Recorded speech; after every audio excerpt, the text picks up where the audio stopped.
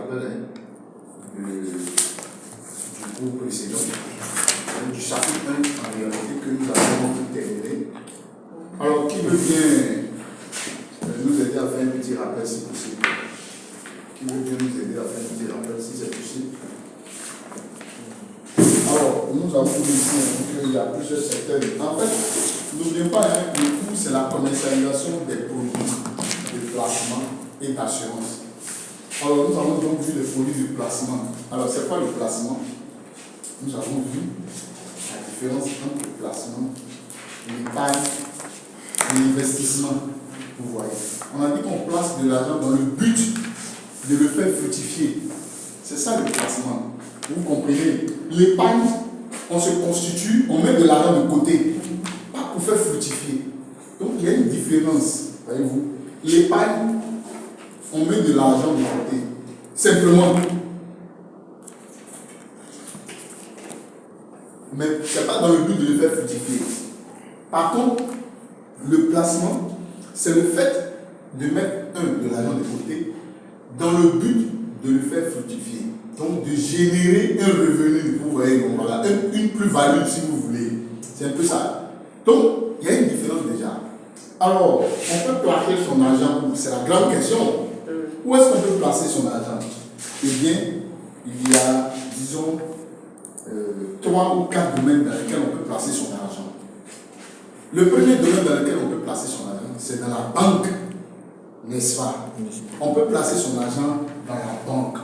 À travers, donc la banque propose un certain nombre de produits, d'accord, qui peuvent générer justement les taux d'intérêt, les dépôts à terme, n'est-ce pas, que nous avons vu, qui peuvent vous placer votre argent, donc vous déposez votre argent et cet argent est rémunéré, voyez-vous. Donc déjà les banques proposent des produits comme des dépôts à terme qui peuvent déjà au bout d'un certain temps générer des revenus, donc des plus-values. Donc, si vous déposez un capital, on prend l'exemple de 10 millions, vous déposez 10 millions, vous faites un dépôt à terme, au bout d'un certain temps, cette somme-là va générer un intérêt en vertu d'un contrat que vous aurez signé avec la banque.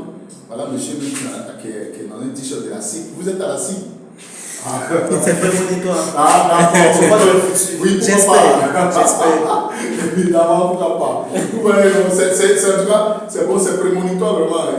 Il arrache des choses, des bénédictions spirituelles. C'est comme ça. Et puis actuellement, la cible fait fort au niveau de la bouche. On va en venir. Moi, je suis actionnaire à la cible. Voilà, à la bourse, quoi. Donc, bref.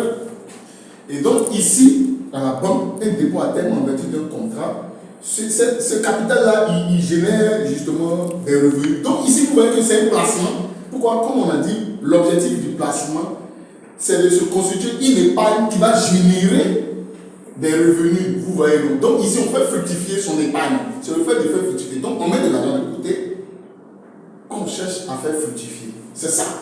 Et donc ici, en mettant son argent, son épargne, justement, à la banque, on essaie de le faire fructifier, alors on aura réalisé un placement à travers un dépôt à terme qui génère disons, un taux d'intérêt. Voyez-vous, le taux d'intérêt peut être de 3%, 3,5%. Donc, au bout de. Ce sont des intérêts qui sont. Ça peut être des intérêts simples, c'est-à-dire chaque année, vous avez 3%. Comme ça peut être des intérêts cumulés, voyez-vous. Ça peut être des intérêts composés, comme on le dit. C'est-à-dire ici.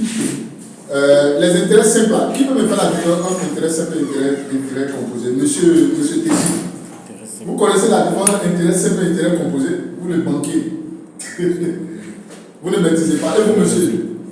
La différence entre un intérêt simple et un intérêt composé? Je vois un peu quelque chose. J'ai la définition en tête, mais je pense un truc. Bon, si on veut prendre des cas pratiques, oui. L'intérêt simple, au fait, se calcule en fonction d'une période donnée, par rapport à un taux qui est déjà fixé. Maintenant, contrairement à l'intérêt composé, oui, le taux il est variable en fonction du temps. Très bien. En fait, c'est oui, mais ça dit quoi? On va donner un exemple. Plutôt que de faire ce travail. J'espère qu'on a un stylo qui va nous permettre de pouvoir écrire. Alors, qu'est-ce qui se passe ici? J'essaie de lui écrire. Alors, intérêt simple. Oui, bon, c'est mieux, hein? intérêt simple. Je donne un exemple. Alors ici, qu'est-ce qui se passe? Le taux, comme vous l'avez dit, il est par exemple. Vous voyez? Qu'est-ce que vous voyez? Oui, je vois. Vous voyez? Vous arrivez à voir quand même un peu? Oui. Bon, on peut le voir. C'est vrai que. En fait, ce côté-là ne va pas bien, mais ici, je pense que c'est. Bon, c'est pas facile. C'est pas fort, mais bon. C'est pas fort, oui. Bon, d'accord. Donc ici, on suppose 10 millions. D'accord? Donc ici, c'est vrai que le tableau c'est de 10 millions. D'accord? Alors, sur 10 millions, d'accord? Quelqu'un donc fait un dépôt à terme. Vous voulez combien d'années? Vous proposez combien d'années? Un dépôt à terme de combien d'années? 10 ans. 10 ans. Donc il va déposer son argent pendant 10 ans, d'accord? Donc admettons qu'il fait un DAT de 10 ans. Donc pendant 10 ans, on va toucher ces 10 millions. Hein? Ok, très bien. Maintenant, ici, avec la banque, disons un contrat qui sera rémunéré comme on va laisser pendant 10 ans quand même. On suppose que le taux d'intérêt peut être de combien? Pour quelqu'un qui a laissé son argent pendant 10 ans, il faut qu'il ait un bon taux d'intérêt. Il faut l'encourager. 5%. Mais il y a un taux légal aussi. Oui, il y a un taux légal. Le taux légal est de 3%. 3%. Bon, admettons que la banque lui donne 3,5%. D'accord? Donc ici, 3, donc le taux, ça glisse un peu. 3,5%. Alors, ici, ça veut dire donc quoi? Après la première année, si on prend le taux simple, si on prend aussi les intérêts simples, voilà, les intérêts simples, ça fait quoi? En réalité, qu'est-ce que ça va nous faire? Quelqu'un a une calculatrice, ça veut dire 10 millions. fois 3,5%. 350 000. Voilà, ça veut donc dire quoi? L'intérêt simple, là, ça veut dire que chaque année, il aura 350 000. Chaque année. Est-ce que vous comprenez? Monsieur. Donc, la première année, il aura 350 000. La deuxième année, il aura 350 000. La troisième année, il aura 350 000 fois 10, ça fait combien? 3,5 millions. Combien ça fait combien? 5 millions, faut pas. 350 000 fois, ça fait 3,5 millions. 3,5 millions. C'est fait bien. Donc, en 10 ans, là, les 10 millions vont lui rapporter 3,5 millions. Vous voyez, non? Mais ça, si la même fait combien ça fait, c'est pas mieux. C'est fait, mais. C'est pas vous aussi. Hein? C'est fait. Mais tout le monde n'a pas la fibre aussi commerciale. Hein? C'est ça, il y a des gens qui ne savent pas faire le commerce. Donc, là. Et puis, il y a même un risque aussi. Hein? Donc, bon, lui, il aime la sécurité, donc il préfère laisser là. Alors, ça, c'est ce qu'on appelle les intérêts. Puis, il y a des gens comme ça qui ne peuvent pas s'en mêler. Voilà, mais c'est ça, c'est que là, tu dois maintenant placer ton argent ailleurs. Si par exemple, voilà, on peut placer ailleurs. Non, mais justement, c'est pour ça qu'il y a plusieurs. Justement, c'est pour ça qu'il y a les placements, c'est ce qu'on a fait de voir. Ouais, non. Et ça vous ouvre les yeux, ça permet de savoir est-ce que vous devez placer votre argent à la banque ou à la bourse ou en assurance, etc. Ouais, donc, il y a ça. Alors, donc ici, ça fait 3,5 millions. Ça, c'est ce qu'on appelle intérêt simple. Maintenant, intérêt composé, c'est quoi? L'intérêt composé, là, la première année, il a eu combien? 350. 350, non. Ça fait 1 million. Si on prend les 350 plus les 1 million, 350, ça fait combien? Les 10 millions plus les 350, ça fait combien? 10 millions, 350 millions. Très bien. Il faut faire donner 10 millions, 350 000 fois 3,5%. La deuxième, donc la première année, il aura 10 millions, 350 000, n'est-ce pas? Ces 10 millions, 350 000, on prend ça pour recalculer le taux d'intérêt. C'est ça l'intérêt composé. Vous comprenez maintenant? Ça lui fait combien la deuxième année? 362 250. Donc, plus les 10 millions 350 000, ainsi de suite. Ça veut dire que l'intérêt s'ajoute, on prend ça en compte pour recalculer. Est-ce que vous comprenez maintenant? C'est ça l'intérêt composé. Donc, l'intérêt, c'est par chaque année, ça s'ajoute. Maintenant, l'intérêt composé là, donc, le taux d'intérêt s'ajoute et on prend le capital qui devient le capital pour recalculer l'intérêt, ainsi de suite. Voilà, c'est la différence ça. Donc, ici, ça dépend. Vous voyez, et ça, il ne faut pas négocier, maîtriser ça pour pouvoir négocier. Si vous ne le connaissez pas, vous allez vous faire baigner par les banquiers. Non. Mais beaucoup de gars vous disent non, monsieur. Si on fait ce petit exercice-là, vous allez voir qu'on va se retrouver. Au lieu de se prendre à 3 millions là, on peut banalement même se retrouver à un montant beaucoup. Voilà. En mesure pour les intérêts composés. Vous comprenez, non? Ça a monté. Ainsi de suite. Donc, il suffit par une formule mathématique de déterminer simplement. C'est-à-dire, il suffit par un calcul mathématique de déterminer l'évolution de ce taux d'intérêt-là, à chaque fois. Et puis, on aura, au lieu de se retrouver, par exemple, à la fin, au lieu de se retrouver à 10 millions, disons, oui, ça fait quand même 13 millions 500 000. Il fait se retrouver même à 16 millions. Pourquoi? Parce qu'il aura maîtrisé les taux d'intérêt composés. Puisque c'est quoi? Le capital, le nouvel intérêt plus le capital sert à déterminer ainsi de suite. Voilà. Donc c'est une astuce. Donc au lieu d'aller négocier un taux simple, vous dites normalement il y a un intérêt composé. Vous dites ça, il dit voilà quelqu'un qui voit clair. Intérêt composé, ouais. Chaque année, ça s'ajoute. Et on prend le nouveau capital. Donc de 10 millions, ça vous fait 10 millions 350 000. On prend maintenant les 10 millions 350 000 fois le taux d'intérêt.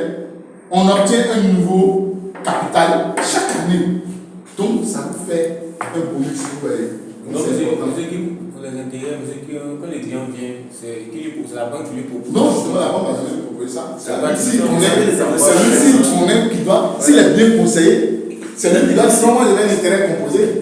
S'il dit ça net, là, on voit qu'il va plaire.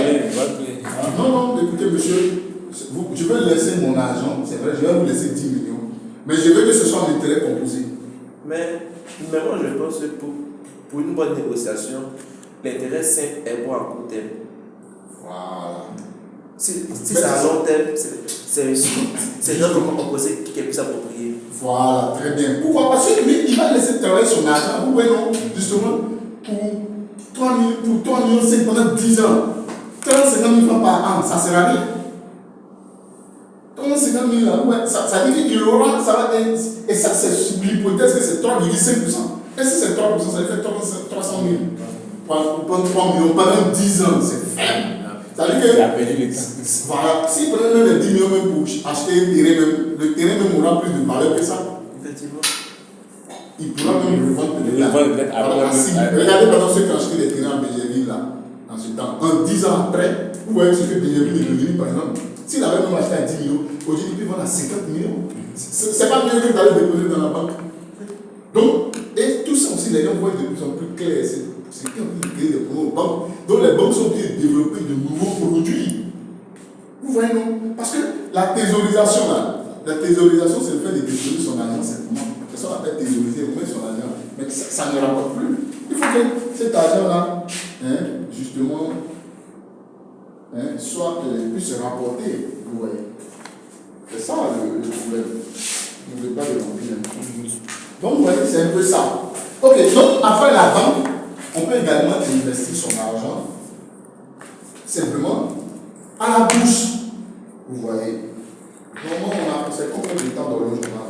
3 heures. De 15 à 18 heures. 15 à 18 heures, d'accord. Donc ici, voilà un peu, c'est juste un rappel, on est en train de faire le temps de voir les choses. Donc après cela, après donc, disons, après la banque, on a la possibilité également d'investir à la bourse. Vous voyez, on peut aussi faire fructifier son argent, déplacer son argent à la bourse. Alors la bourse ici, c'est justement, c'est un marché, d'accord? La bourse est un marché financier où on peut justement acheter des actions. On peut acheter des actions au niveau des entreprises, c'est-à-dire qu'on peut devenir actionnaire dans des sociétés sans forcément se déplacer. C'est ça l'avantage de la bourse. Donc c'est un marché financier où il y a justement les entreprises viennent prêter de l'argent indirectement. Qu'est-ce qui se passe? Je vous explique le principe de la bourse. En réalité, une entreprise, vous savez, toute entreprise qui naît justement aspire à grandir, n'est-ce pas?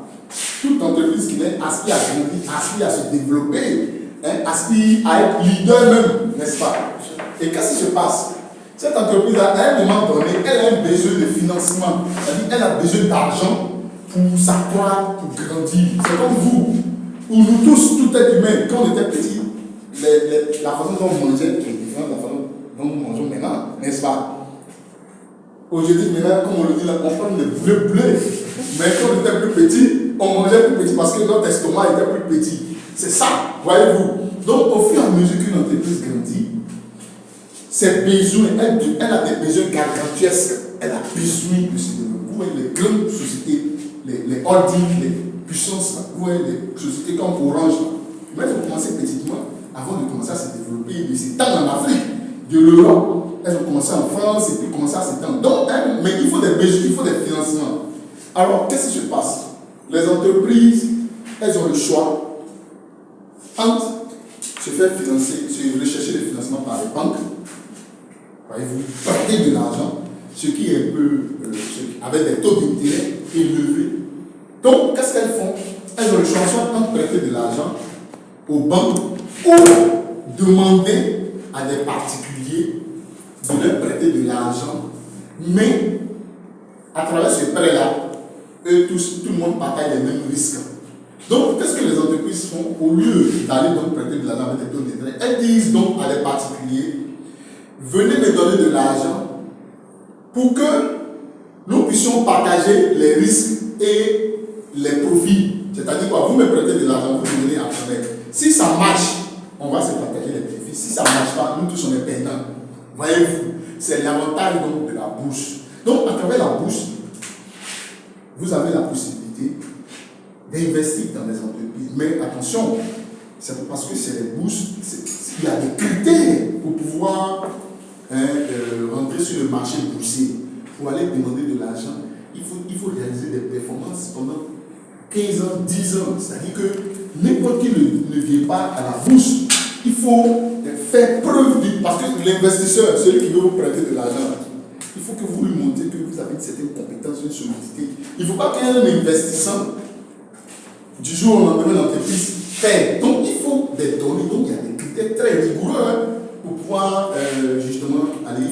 Et puis il faut démontrer que vous réalisez des bénéfices, des performances pendant un certain temps. Donc l'investisseur a besoin d'être mis en confiance. Donc il y a des critères, il faut produire des résultats, etc. On consulte ça. Si vous allez même sur, comment dit-on ça, les sites de la bourse, des valeurs régionales d'Abidjan, vous allez voir, il y a des performances, les sociétés, il y a la transparence. C'est-à-dire que vous ne devez pas maquiller vos résultats. Et actuellement, la cible, c'est ce que je disais, la cible va le vendre tout pain, la cible EcoBank. En fait, à la bourse, à la BRV d'Abidjan, la plupart des, comment dit-on ça, la plupart des entreprises qui sont cotées à la bourse, c'est les banques. Voyez-vous, la SGBCI, qu'on appelle la SGBCI maintenant, il y a la CIB, EcoBank, Bank of Africa. Voilà, je crois que voilà, ce sont ces banques-là voilà, qui sont cotées en bourse, voyez-vous. Et il y a la Fitisac, un certain nombre. Maintenant, mais la plupart, ce sont les banques de l'Afrique de l'Ouest, en fait, les banques francophones, là. Les banques de certains pays, de Mali, de Burkina.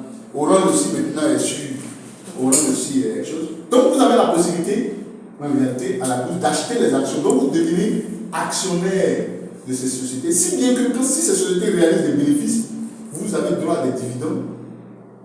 Plus vous avez des actions, plus vous avez des dividendes. Moi, par exemple, à titre personnel, c'est vrai. Moi, chaque année, on me verse des dividendes. Parfois, on peut verser, bon, c'est pas toujours élevé, mais ça dépend des actions. Parfois, on peut me verser 50 000. Par exemple, LGCI, par exemple, on peut me verser 50 000. En fonction de mes actions, par exemple, l'action peut être à 2 000, l'action peut être à 1 500, etc. Donc, en fonction de si, par exemple, vous avez 10 actions, ça vous fait 15 000. Si vous avez 20 actions, si, par exemple, c'est à 1 000 francs, ça vous fait 20 000. Donc, parfois, maintenant, quand vous cumulez, puisque certaines entreprises payent, vous pouvez vous retrouver à 100 000, 200 000. Par exemple, le mois. En fait, quand, par an, quoi. Voilà. Donc, vous voyez, c'est une manière directe. Vous pouvez vous retrouver en fonction de vos actions. Vous pouvez vous retrouver avec 300 000. Ainsi de suite. Maintenant, en général, qu'est-ce que moi je fais? Quand je perçois, je réinvestis. Tout simplement. Voilà. J'achète de nouvelles actions voilà, avec ces mots. Voilà. Voilà. Maintenant, il y a des gens aussi qui vont pour faire de la spéculation. Eux, qu'est-ce qu'ils font? Ils peuvent mettre 10 millions dedans. Et ils achètent, par exemple, beaucoup d'actions. Et à un moment donné, ils revendent les 10 000 plus le truc peut-être à 15 millions. Voilà. Il y a certains qui font ce qu'on appelle de la spéculation. Nous, on est des investisseurs un peu prudents. Voilà, on a peur, donc on va doucement. Mais là, il y a des investisseurs qui aiment le risque. achète, il peut perdre aussi, hein.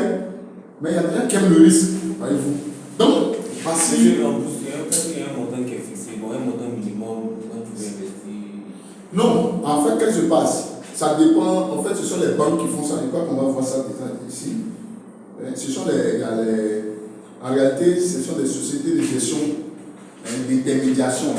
Ce sont ces sociétés-là qui vont passer par ces sociétés. Mais ce sont des filiales, en fait, des banques, voyez-vous. Ce sont des banques qui créent des sociétés d'intermédiation pour gérer ces trucs-là. Donc, eux, ils achètent, comment on appelle ça, des actions. C'est-à-dire que vous ne pouvez pas acheter des actions directement à la banque. Ce sont des courtiers. Vous passez par des courtiers pour acheter. Voilà, on les appelle des courtiers et ce sont eux qui se chargent d'acheter les actions. Et c'est tellement organisé que ça se fait en ligne. Voyez-vous. Donc, ils achètent des actions. Et donc, maintenant, chaque société peut vous exiger un montant minimum. Voilà, il y a des sociétés, par exemple, qui n'exigent rien. C'est-à-dire, si vous avez 50 000, vous déposez, si vous avez 100 000, maintenant, il y a des sociétés qui vous exigent un certain nombre, effectivement, un montant. Il y a des sociétés qui peuvent vous exiger 500 000. Vous venez avec un apport initial de 500 000. Et là, maintenant, eux, ils vont vous faire les achats. Voilà. Il y a des sociétés aussi qui vous font un panier de choix. Vous allez acheter les obligations d'État, tout ça. Bref, je crois qu'on va voir un certain nombre de trucs ici déjà. Donc, voici un peu, après la bourse, vous avez la possibilité d'investir dans les assurances. Ouais. Donc, c'est ça les places, ce sont les placements, ça. Vous avez la possibilité donc, de placer votre argent dans l'assurance. Après, donc, la banque, la bourse, il y a les assurances. Les assurances, ici, comme je l'avais expliqué, vous avez donc la possibilité de placer, de placer, disons, d'acheter des actions dans l'assurance. Assurance au bout d'un certain temps, assurance en cas de vie, assurance en cas de décès, etc. Un certain nombre de produits, même des assurances de capitalisation, tout ça, vous pouvez, même la rente, tout ça, on peut le faire. Vous pouvez, je vous l'avais expliqué, si vous avez des enfants qui sont déjà en bas âge, vous pouvez cotiser en fonction de ce que vous voulez prendre sur un camp. Vous avez la possibilité de cotiser pour votre retraite, tout ça. Bref, il y a un panier de produits que vous pouvez souscrire. Et comme je vous l'ai dit, pour moi, l'assurance me paraît, c'est pas parce que je suis assureur, mais c'est parce que je connais, l'assurance me paraît le produit le plus fiable. Parce que vous pouvez acheter des actions dans une entreprise, cette entreprise peut fermer. Actuellement, dans notre Fitisac, quand on connaît des difficultés, voyez-vous, Uniwax, qui est coté en bourse, connaît des difficultés. Parce que, voyez-vous, par exemple, Uniwax et Fitisac, par exemple, les gens ont commencé à fabriquer. Fitisac fabriquait des produits, fabrique des sacs, mais d'autres structures ont commencé à fabriquer des sacs. Du coup, vous voyez, Fitisac n'a plus le monopole. Du coup, voilà, donc, les sacs là, il y a la concurrence, donc les sacs ne marchent plus. Donc, Fitisac est en train de perdre son monopole, voyez-vous. Ça, c'est un problème. Donc, Fitisac est en train de régresser. L'action de Fitisac n'est pas bonne. Moi, ça fait des années que Fitisac ne distribue plus des dividendes. Je vais même peut-être vendre même mes actions pour les replacer ailleurs. C'est ce que je vais faire par exemple. Donc, voyez-vous, ça pose problème. Il y a Uniwax aussi, il y a la contrefaçon. Voyez-vous. Donc, cela a joué sur Uniwax. Vous voyez que Uniwax a fait tellement de publicité, mais malheureusement, les tailles là, avec aussi les friperies qui sont arrivées, tout ça, Uniwax est en train de les jeunes filles là, elles s'attachent plus paille. Vous voyez, non? Les jeunes filles, oui, quand on était petit là, les femmes au foyer là, elles s'attachaient paille. Comment les femmes maintenant, vous voyez? Moi-même, ça veut dire que quand nous on était petit là, toutes les femmes attachaient les pailles. Quand vous voyez une femme mariée nette là, vous la voyez en paille. Mais on ne voit plus maintenant. Vous voyez, donc les jeunes filles là, elles n'attachent plus de paille. Tout le monde en pantalon, ou bien en choses, en friperie, etc., c'est en chemise, etc. Du coup, c'est les mamans d'avant là, qui continuent d'attacher les pailles. Nos mamans. Sinon, même les jeunes dames là, moi-même, ma femme même n'attache pas paille. Maintenant, même avec le recueil, donc, les gens n'attachent pas les pailles, vous voyez. Et du coup, on préfère les robes, etc. Donc, il va s'arrêter de régresser par rapport à ça. Vous voyez. Donc, l'action donc quelqu'un qui va investir dans une image, il va perdre. Vous voyez. Du coup, vous voyez. Donc, ce sont des entreprises qui sont en train de régresser. Ça veut dire que vous pouvez mettre votre argent et puis du jour au lendemain, c'est l'entreprise qui peut tomber. Donc, vous pouvez perdre. la même façon, à la banque, c'est vrai que les banques tombent rarement, mais toujours est-il que, vous voyez, le taux d'intérêt, il est faible. Du coup, vous aurez de l'argent, mais il est faible. Par contre, l'assurance, le taux d'intérêt, il est plus intéressant. Parce que, en plus du taux d'intérêt, qui est un taux d'intérêt légal, par exemple de 3,5%, vous avez droit à ce qu'on appelle une participation bénéficiaire et d'autres avantages, voyez-vous. Et même à des tirages au sort, tout ça. Du coup, vous avez la possibilité de pouvoir vous en sortir. En plus de ça, les sociétés d'assurance vie, d'accord, ferment difficilement leurs portes. Voyez-vous. Je veux dire qu'il est rare de voir une entreprise d'assurance faire faillite. Les entreprises d'assurance, le législateur ne permet pas à ce que les entreprises d'assurance fassent faillite. Du coup, oui, moi je n'en connais pas. Du coup, donc, il y a cette garantie par derrière. Pourquoi? Parce que c'est beaucoup d'argent. En réalité, les entreprises d'assurance vie que vous voyez, elles sont plus puissantes que les banques. Elles ont plus d'argent que les banques. Pourquoi? Parce qu'elles travaillent, c'est beaucoup d'argent. Elles sont plus puissantes. Donc, on n'accepte pas même qu'elles paient, qu'elles ferment. Parce qu'elles ont même plus d'argent que les banques. Vous les voyez comme ça, là. Elles sont riches, hein, les entreprises d'assurance vie que vous voyez là. Pour elles, c'est de l'argent à long terme. Quelqu'un peut venir déposer 30 millions, 100 millions, puis il meurt. Donc, elles tournent avec cet argent-là. Elles tournent avec. Maintenant, jusqu'au jour, peut-être quelqu'un va venir réclamer. Non, mais monsieur, si tu as déposé qu'il a déjà écrit que s'il meurt, il y a quelqu'un qui doit venir contre la. Très bien, mais parfois il n'écrit pas. Ou parfois, il a peut-être perdu les documents. Nous, on ne sait pas, oui. Peut-être parfois, sa maison a été incendiée, peut-être qu'il a perdu les documents. Ou bien il y a eu une inondation, et puis il a perdu les documents. Ça arrive. Mais on peut faire non. Si il a perdu, mais ils ont quelque chose à base d'un document. Oui, mais il faut que quelqu'un vienne déclarer. Donc, ils ne sont pas censés savoir. Ça dit, vous comprenez, ça dit que peut-être la personne, justement, il a mis 10 ans. Les 10 ans ne sont pas arrivés, mais ils savent pas. Peut-être après les 10 ans, il ne vient pas réclamer. Et ils ne sont pas censés savoir.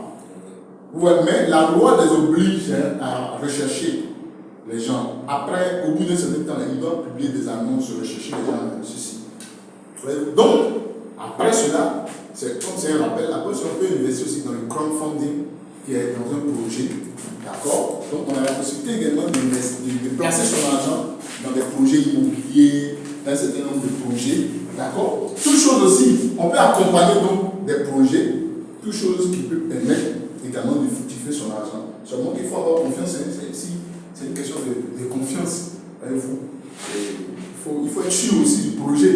Parce que il faut être sûr, il faut avoir également, par exemple, un projet de construction d'une école, etc. Il faut avoir toutes les garanties, n'est-ce pas, de ce projet-là. Soyez les bienvenus. Bonsoir.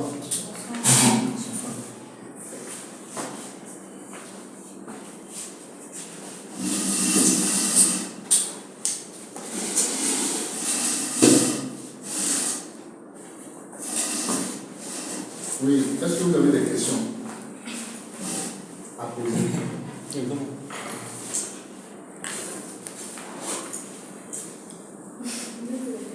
Je demande si vous avez des questions à poser. Oui, c'est ce que je dis là. C'est pour ça que je vous laisse souffler. Après, vous venez d'arriver, donc, par rapport au cours précédent, vous n'avez pas de questions à poser. Monsieur n'était même pas là. Il y a pas qu'il a raté 2 séances. Ah bon? Non, vous avez raté. Oui, parce que la séance où tout le monde, personne d'entre vous n'était libre. J'ai même cru aussi qu'aujourd'hui vous ne viendrez pas. Hein. Ok, alors, bon, pour le moment, je vous laisse reprendre vos esprits. N'est-ce pas? Vous habitez où? Vous habitez au Pouvon? Non, mais je parle plus maintenant. Ah, plus maintenant. Non, c'est pas pour être indiscret, hein, c'est juste pour connaître par rapport à la distance et tout.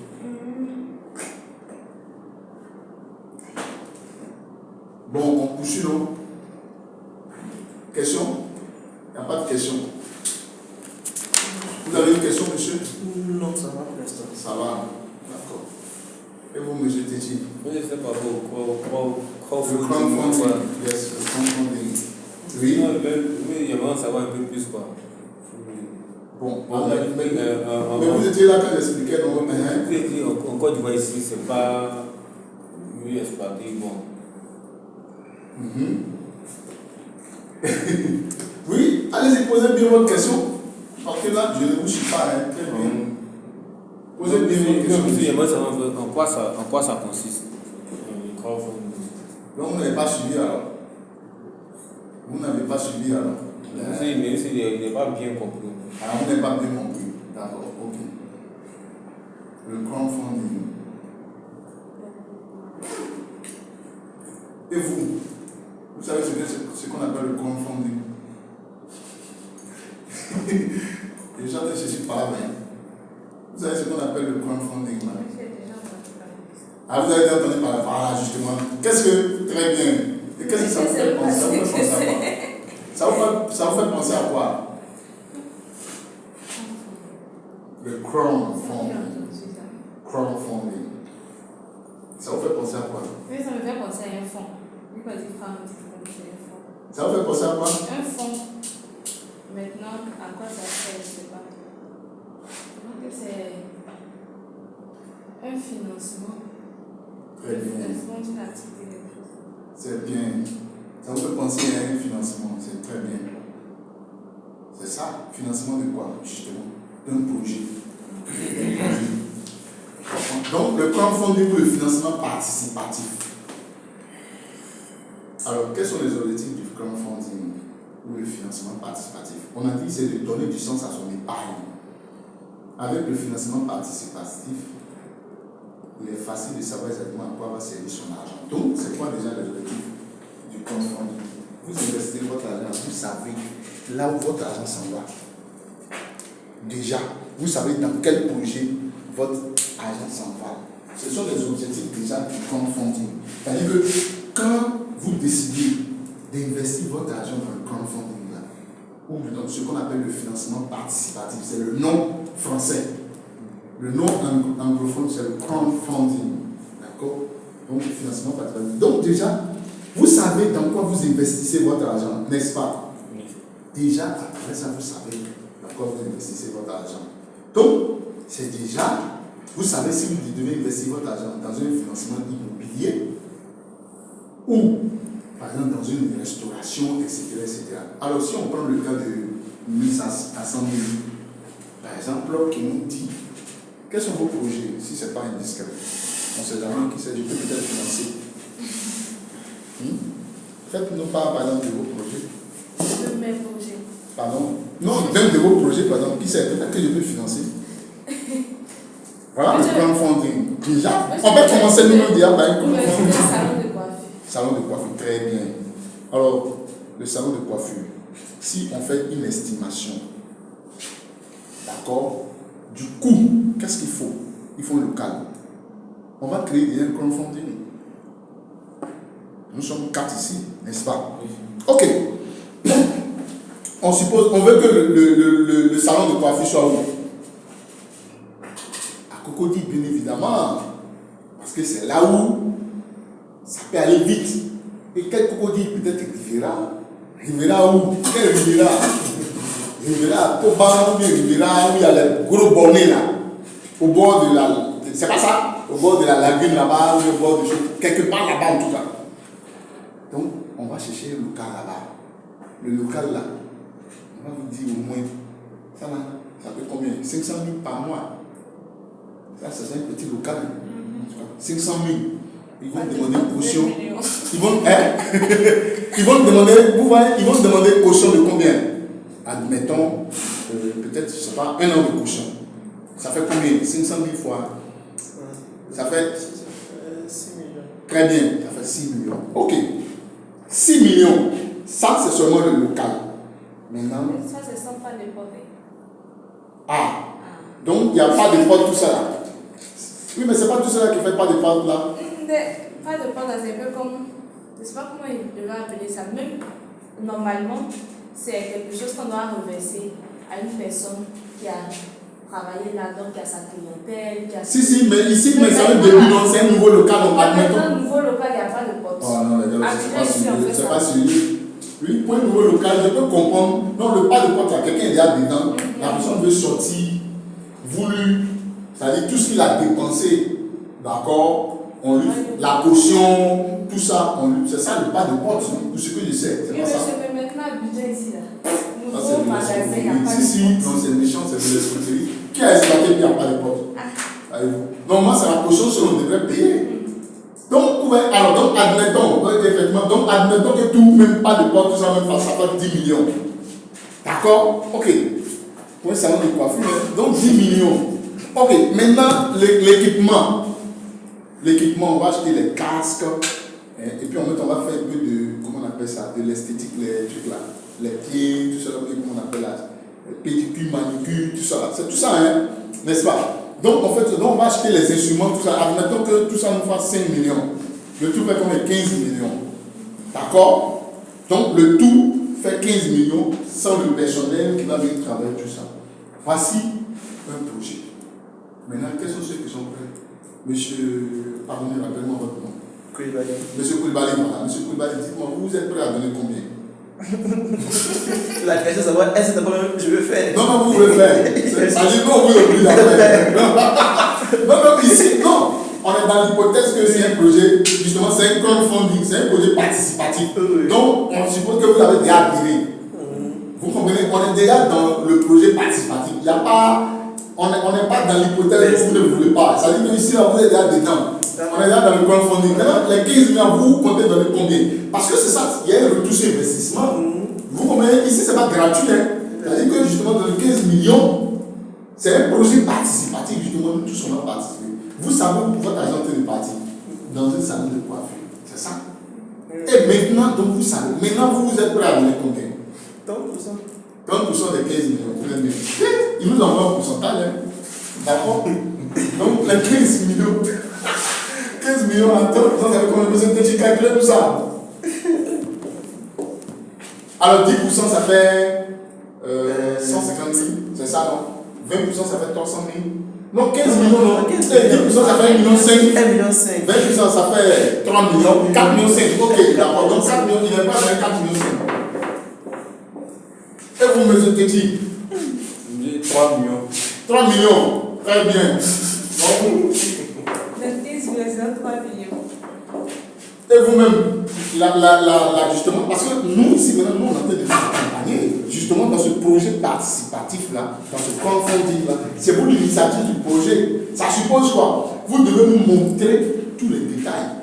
C'est-à-dire, il y a la transparence, les factures, tout ça, ou les factures pro forma, tout ça. Vous êtes censé nous montrer tout ça. D'abord, même, le local, les trucs, tout ça, les discussions, parce que c'est ça, le crowdfunding suppose la transparence. Ça veut donc dire que le projet là, vous nous avez déjà présenté une défi, tout ça. Ça veut dire que nous, on a la possibilité d'aller chercher sur Internet, partout, d'aller nous renseigner. Vous voyez, les casques là peuvent coûter combien, ça dépend de quel casque. Donc, dans ce projet là, vous devez nous définir est-ce que ce sont les casques que vous voulez importer de la France, des États-Unis, etc., etc. Quelles sont les personnes qui vont intervenir, la qualité de ces personnes, tout ça. Vous voyez, c'est tout ça, et c'est tout ça, on estime que ça fait 15 millions. Maintenant, vous-même, vous avez combien? Parce que les deux déjà donnent 5 millions 5. J'ai 5 millions. 5 millions. Donc ça veut dire que le reste, ça c'est pour moi. Donc elle-même, voilà, donc on a 12 millions ici, c'est ça. Hein? Donc ici ça fait 7 millions 5, 12 millions 5. Donc la différence c'est pour moi. Les 12 millions 5. Donc moi j'apporte les 2 millions 5. Voilà un projet participatif. Et quand on a fait ça maintenant, quand le projet est mis en place maintenant, qu'est-ce qui se passe? Tout le monde a apporté. Donc, vous soutenez un projet. C'est ça le problème. Donc, en réalité, c'est elle que nous soutenons. Donc, elle a un projet, mais elle n'a pas de financement, elle seule. Vous comprenez? Qu'est-ce que nous on fait? On décide de l'accompagner. Mais cet accompagnement-là, ça dépend. Hein? Ça peut être bénévole, ça peut être de façon bénévole, comme ça peut être rémunéré. Et comme nous sommes dans les placements ici, nous, on ne va pas prendre la partie bénévole là. Nous ici, là, on veut fructifier notre argent. Mais vous comprenez? Parce que n'oublions pas le débat, le placement là. C'est mettre l'argent de côté dans le but de le fructifier. Donc nous ici, en participant, ce n'est pas pour ses beaux yeux. C'est pas cadeau. C'est pas cadeau justement, c'est ça qu'on appelle pour ses beaux yeux. Donc, nous ici, ça doit être pareil. Donc, qu'est-ce qui se passe? Maintenant, ce projet de 15 millions là, on va discuter avec elle. Combien tu vas nous payer par mois sur les bénéfices là? Donc, en fonction du pourcentage là, en fonction donc de chacun, elle travaille, mais elle doit nous rémunérer. Peut-être au bout de certain temps, quitte à ce qu'après ça devient pour elle. Vous voyez? Donc, voici le principe du crowdfunding. Donc, on investit dans un projet participatif. Nous tous, on participe. On se fait rémunérer sur un certain temps. On peut lui dire, ah, écoute, nous, on n'est pas content. On investit pendant 5 ans. Tu vas nous donner jusqu'à ce qu'on rentre en possession de notre capital plus les intérêts. Vous voyez? Mais il y a des risques, bien évidemment, si ça ne marche pas. Tout le monde perd. Mais ici, on ne se fait pas doubler. Parce que c'est quoi? On va s'entourer de toutes les. On va lui imposer par exemple un comptable.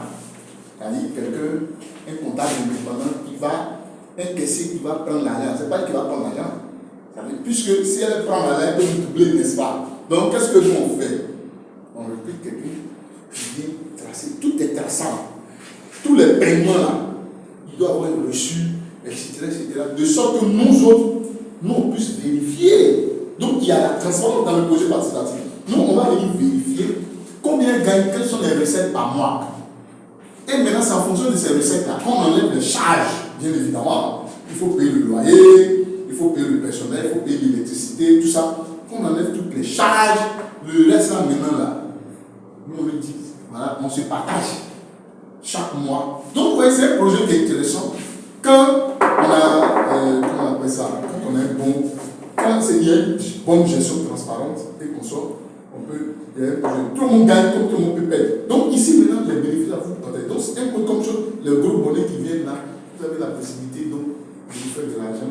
Voici un projet participatif, monsieur Petit. Voici un exemple de crowdfunding. Un cas concret. Et nous venons de voir. Ça vous va? Monsieur, ça va. Voilà.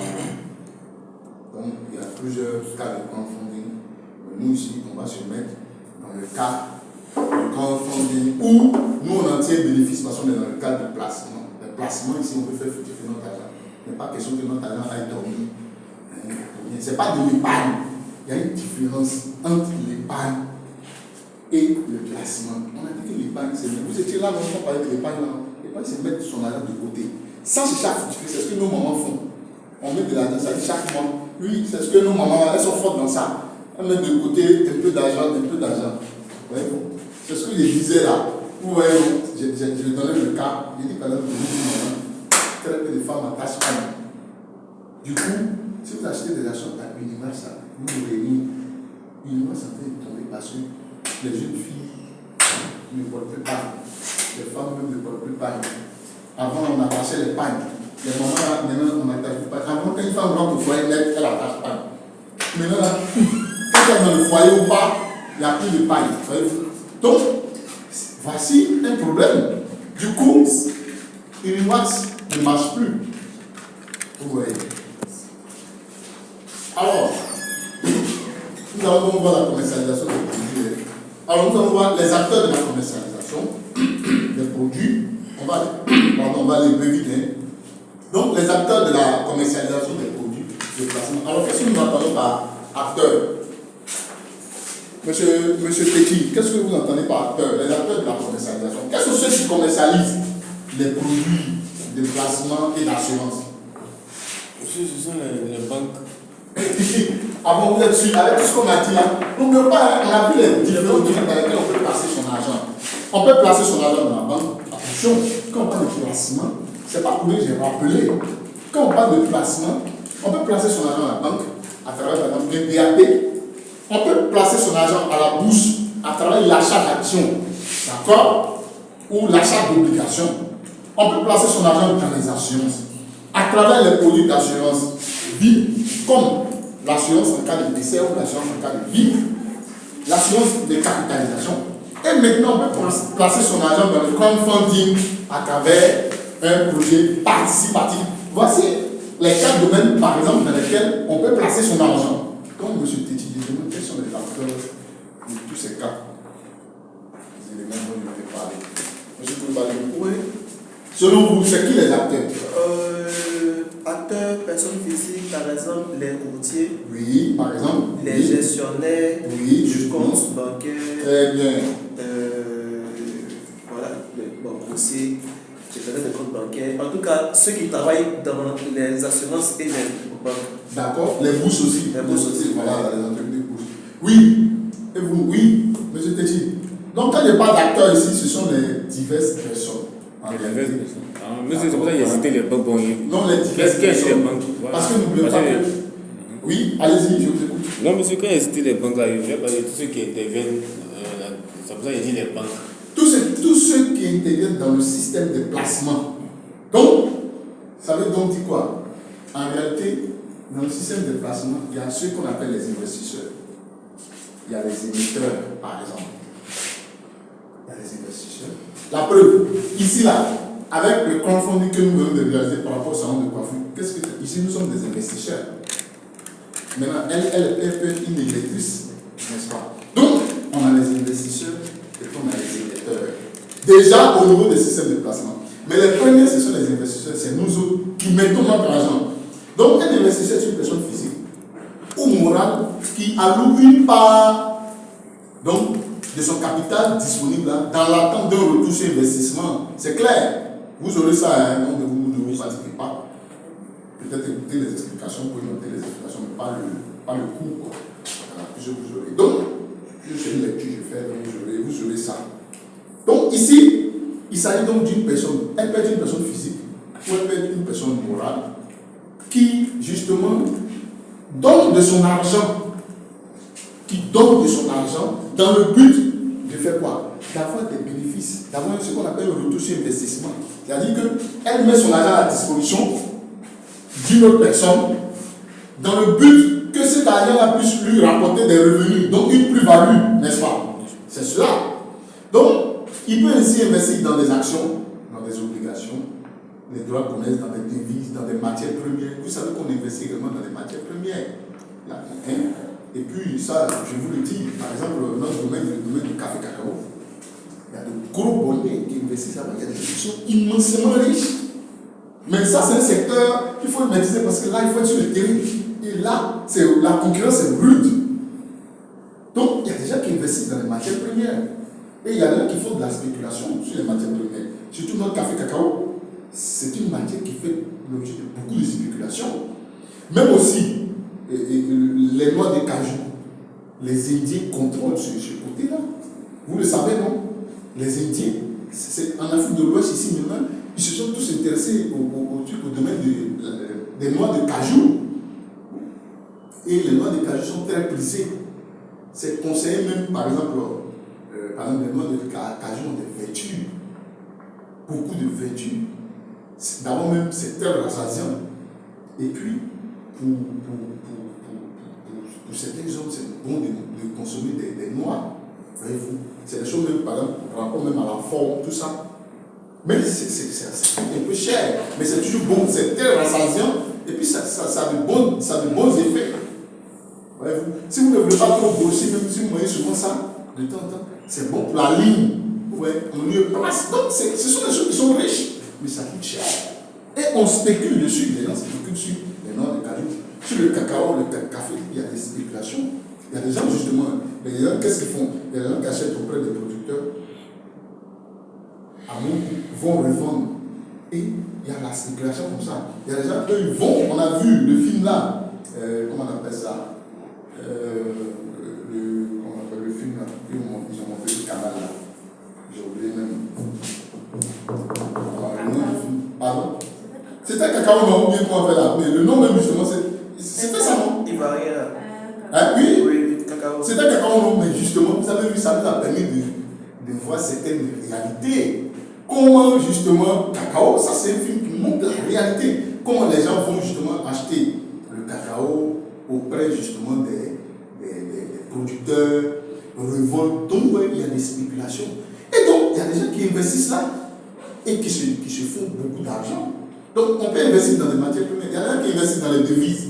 Vous le savez, quand, voilà, par exemple, quand vous avez l'habitude, moi, il m'arrive de voyager, d'aller souvent au Ghana et consorts. Au moment où je devais même en principe voyager même demain. Mais bon, j'ai dû ennuyer le programme. Mais je voulais aller justement au Ghana. Mais quand vous arrivez, quand vous traversez les frontières, quand vous arrivez au Ghana, il y a des gens qui font de la spéculation des devises. C'est un investissement. C'est-à-dire, il peut prendre 1 million, il achète une devise. Et quand vous venez, il vous vend. Donc, il gagne. Il peut se retrouver avec 2 millions. C'est de la spéculation. C'est un investissement.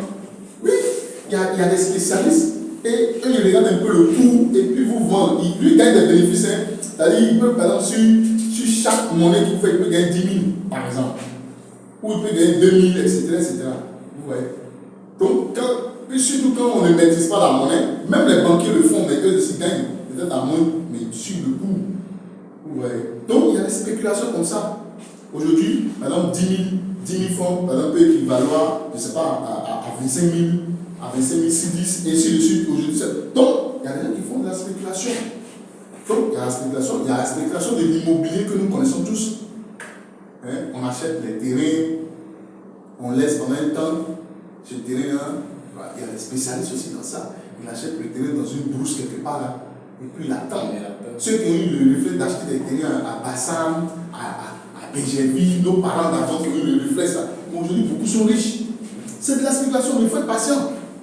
Vous achetez le terrain et puis vous attendez, vous êtes à l'affût d'opportunités. Dès qu'une opportunité se présente, vous vendez. Sûrement que ceux qui ont acheté des terrains vers le stade, là, c'est eux qui ont perdu. Hein.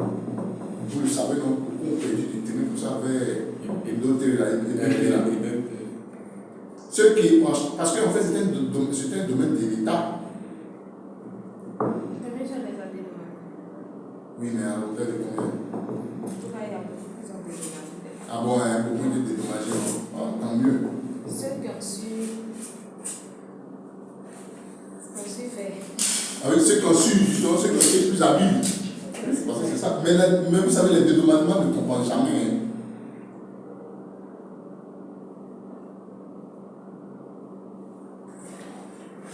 Les dédommagements, là, en général, là, bon, c'est souvent, c'est un peu arbitraire, quoi.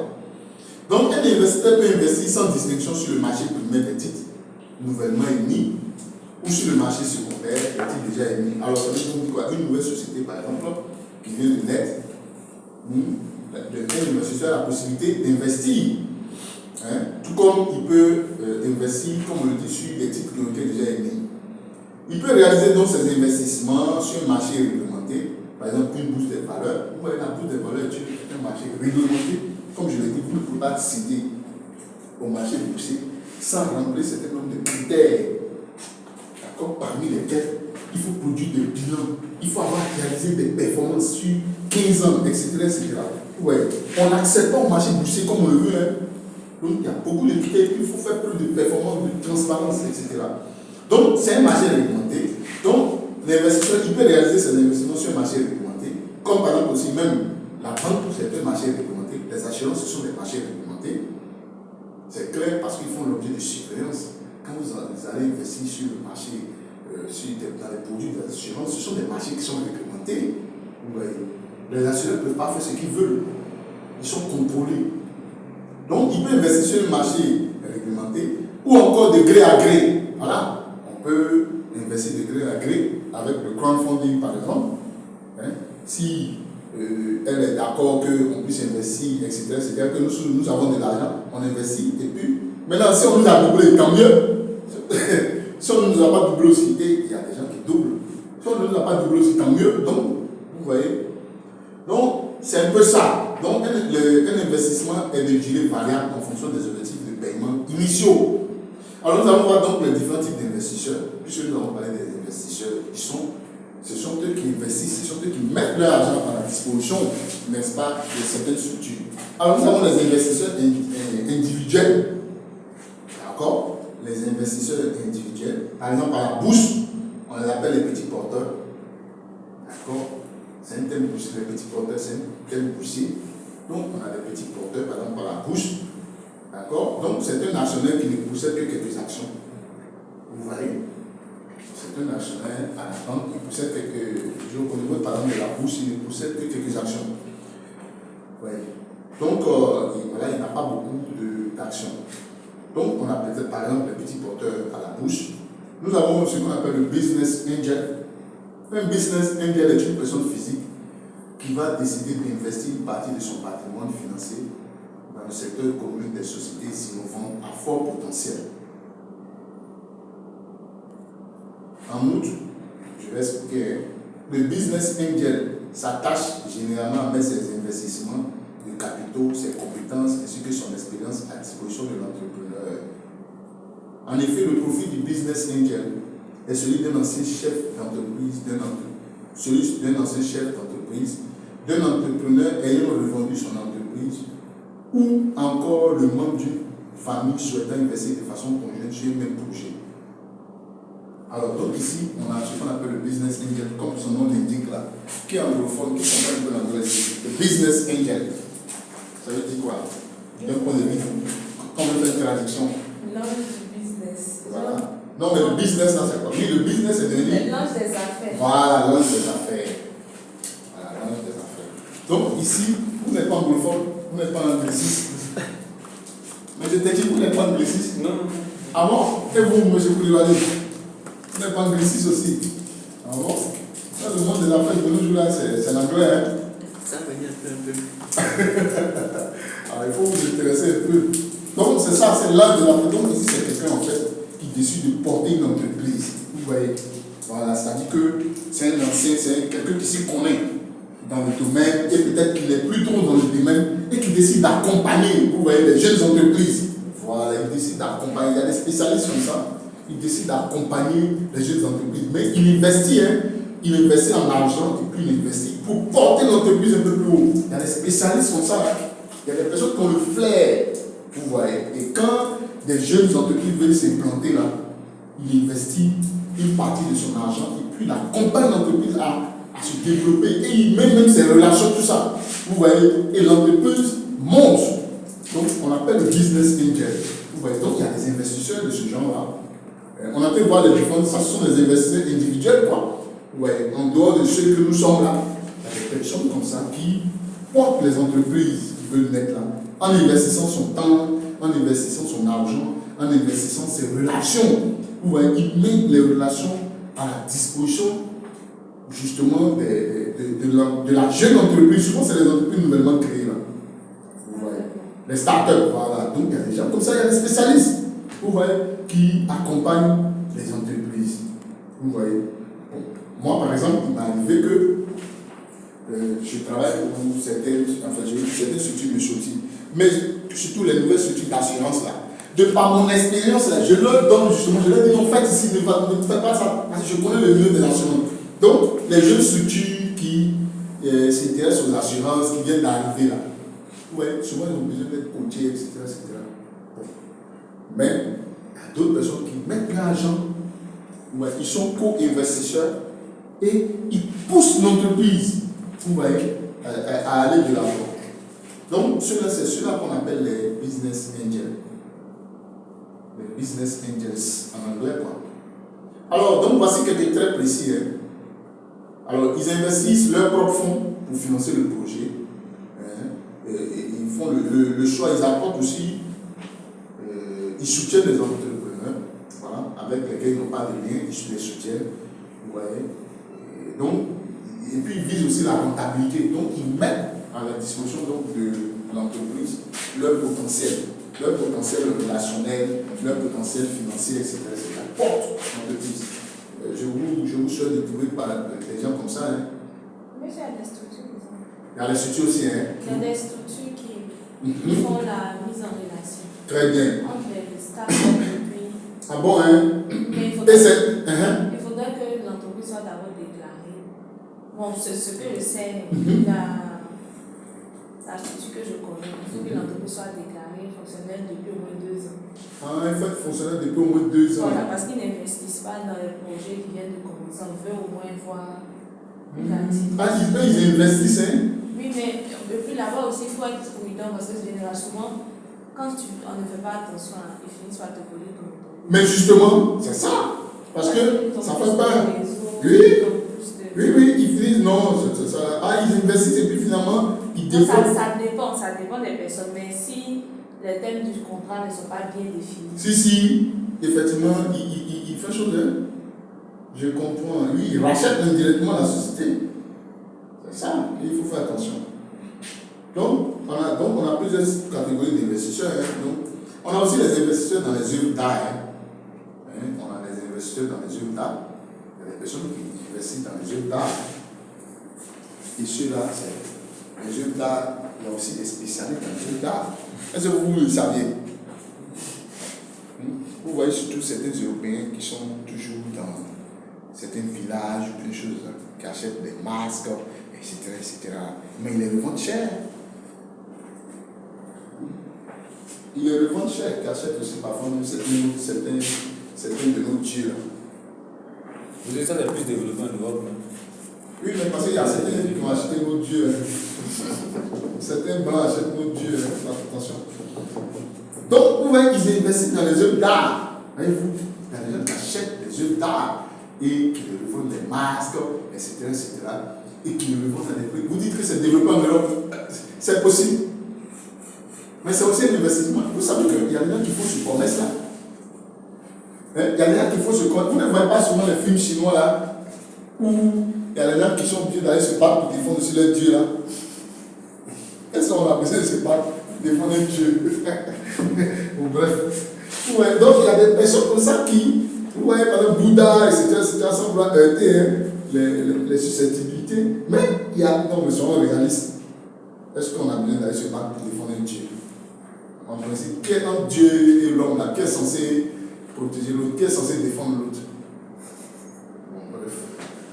Donc ici, ils achètent des œuvres d'art qui sont des choses. Bon, on a quelques catégories comme ça d'investisseurs, disons, individuels. Hein.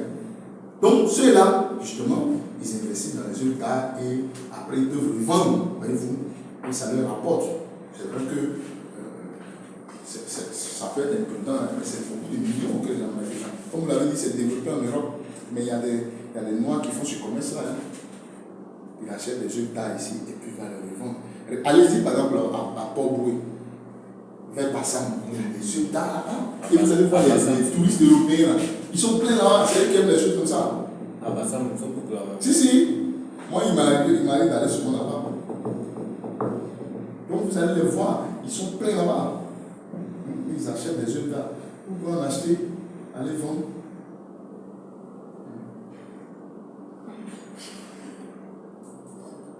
Qu'est-ce que vous faites?